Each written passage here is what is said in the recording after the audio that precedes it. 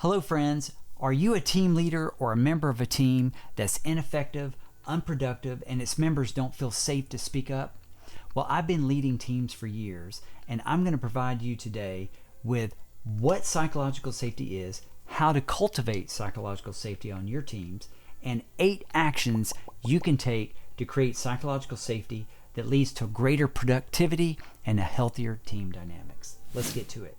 So one of my favorite books is The Fearless Organization by Amy Edmondson, and she says that psychological safety is a climate in which people are comfortable expressing and being themselves. Let's take a deeper dive on Amy Edmondson and a seminal research that she did as a Harvard professor back in 1999 called Psychological Safety and Learning Behavior in Work Teams.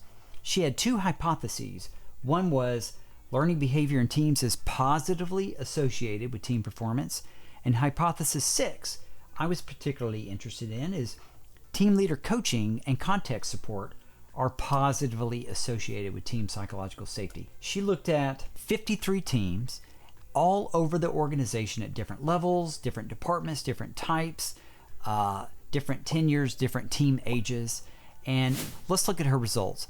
2 in particular. One was that team learning behavior had the greatest impact on variance. So it wasn't that there was experience or how smart team members were, but the variance was team learning behavior.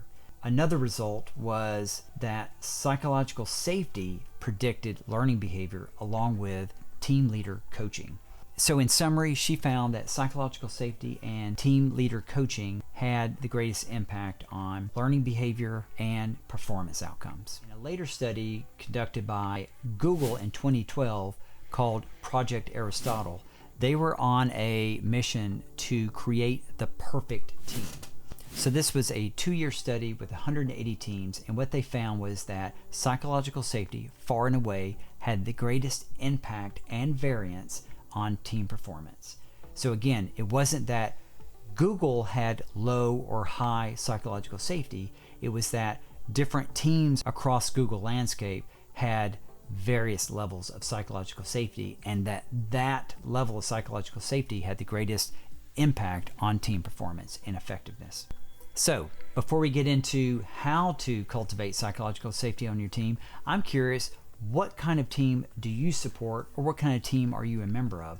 Leave a comment below. Another one of my favorite books is by Timothy Clark, 4 Levels of Psychological Safety, and he says that these 4 levels involve inclusion safety, learner safety, contributor safety, and challenger safety. And what Clark said, like in the research from Project Aristotle and with Edmondson's seminal research, is that when you feel safe to take risks and be vulnerable with each other, then you're more successful as a team. So the first level of psychological safety is inclusion safety, and this is having a sense of being a member of the team, having a purpose, and feeling valued. So that leads us to the first action that you can take as a leader, and that's ensure that every member has a role where they can contribute, they can share their talents and strengths, and add value to the team. So let's look at an example. So let's say a team, like many teams, look at data, and they'll use the data to help inform their next actions. So we have a new team member. The team leader identifies that she has an interest and a talent in data, analyzing data and reporting data in a way that is easy for a team to leverage in order to make good decisions. So he would assign her a role as data cruncher.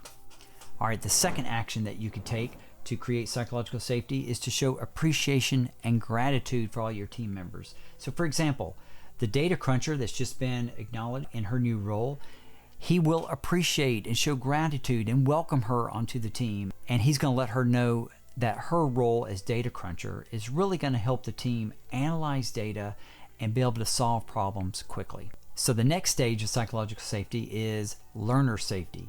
So the third action that you can take is to ensure that everyone feels safe to learn without negative consequences. So what does that look like? Well, let's go back to our data cruncher. The team lead is going to make sure that she has the resources that she needs to understand her role, provide information to support her, and then give her an opportunity to practice and demonstrate an understanding of that without the fear of failure, and in fact, celebrate when she fails as long as there's learning that happens. So a great leader that's cultivating psychological safety is not going to emphasize mistakes and failure, but rather celebrate the learning that occurs as a result of that. So the fourth action you can take is to create a culture of feedback. So as a leader, what you can do is provide feedback that's timely, that's objective, that's goal-focused, that's action-oriented, and also that's high leverage, or something that can be easily implemented and get quick results. For example, a leader is looking for opportunities to celebrate success. The leader is helping members grow in their role, and one way to do that is to look for gaps in their understanding in the role and provide feedback that's actionable, that's related to a goal that they're working on, and it's a high leverage so that they can close that gap and get a quick win. This is going to help build self-efficacy, and it's also going to help build team efficacy. So another example is for a leader to be the lead learner and also to ask for feedback. And oftentimes members will not be very effective at giving feedback, so you might want to coach them on giving feedback by asking questions to help ensure that the feedback is concrete and is actionable and is high leverage, so that it's meaningful for you and it's modeling for them how to give feedback. And eventually, we're looking to build a culture of feedback among the team. Continuing on the stages of psychological safety, the third stage is contributor safety. And this is where it's important for everyone on the team to fulfill their sense of purpose by actually making a valuable contribution to the team. So the fifth action that you can take to create psychological safety on your team is to ensure that you have a clear purpose and vision for the team and each role on the team. So in terms of purpose, we want to give a clear why as to why this role is important, and we also want to provide a vision, or what will this role look like when it is implemented with fidelity. Now, I've left off the how. So a good team leader is going to provide autonomy to team members to demonstrate their way of implementing this role using their own unique talents and strengths. So by giving a clear purpose and vision, but leaving space for autonomy in demonstrating and implementing that role, is going to empower and build capacity among the team and build psychological safety. So for example, with our data cruncher, our team leader is going to provide greater and greater amounts of autonomy as she shows greater effectiveness in her role. So this takes us to our sixth action to create psychological safety on your team, and that's to ensure that every team member has an opportunity to actually contribute to the team through their role. For example, a team leader can provide multiple opportunities for every team member to both process and share out as they're learning and engaging in dialogue and making a contribution to improving team performance. And team leaders of effective teams are very intentional about creating voice equity among the team. By the way, I want to show a couple of protocols that I think could really help support your team. One's called Atlas, looking at data. I'll share that in the notes below. And this one supports voice equity. This helps the team move through the analysis of data, starting with noticings, then inferences, and then implications. Really powerful. The second one is called Peeling the Onion, and this is a great protocol to help a team work through a problem. And again, the focus is voice equity. Good luck. I'll leave both of those in the notes below.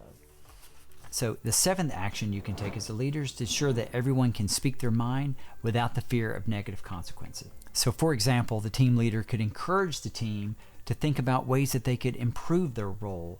They might even think beyond their role and how they could improve processes and performance for the good of the team and the organization. So remember, as we are providing a space for everyone to speak their mind, we're also seeking diverse perspectives around a topic. And as a team, when we're taking diverse perspectives, we're building our capacity to take a more comprehensive view of a problem, and that's going to allow us to make a more successful and intelligent decision. The eighth action that you can take to create psychological safety on your team is to protect boundaries. So Timothy Clark talks about this in terms of increasing intellectual friction but decreasing social friction. So for example, we're at the 4th level of psychological safety. The team feels very psychologically safe. They're able to speak their minds. So we want to protect the boundaries by defining the scope of the topic that we're going to discuss. Be very clear about what is on the table for discussion and what's off the table for discussion. So we want to use protocols that help create voice equity and ensure that we stay on topic and engage in dialogue and discussion around a topic rather than veering off and moving into areas that are more heated, which might create greater social friction. Here's another protocol I wanted to show you called the perspective walk. This is going to be a great protocol to really engage the team if they want to have those courageous conversations. They want to speak their mind. You want to seek multiple perspectives around a problem. This is the one that you want to do. It's called perspective walk. Again, I'll put that in the notes below. So again, we want to use protocols to help create structure for the conversation so we stay on topic. And this is going to help us ensure that we're engaging in collegial dialogue and discussion and avoiding any of those hot topics that could create emotional and social friction. So each of the stages of psychological safety is a prerequisite for the subsequent stage. So inclusion safety takes precedence over learner safety. In addition, each stage of psychological safety requires greater levels of vulnerability, and therefore it takes greater level of leadership and intentionality to ensure that the team has the protection and the safety that they need in order to be able to make that contribution and challenge the status quo. So as a leader, you want to be very intentional about how you are facilitating the conversations as you move up to higher levels of psychological safety. Now, I want you to implement one or more of these 8 actions for creating psychological safety on your team, and let me know how it goes in the comment below. So be sure to subscribe below so that you get notified of the next video in order to support your team. So thanks for watching, and I'll see you next time. Bye-bye.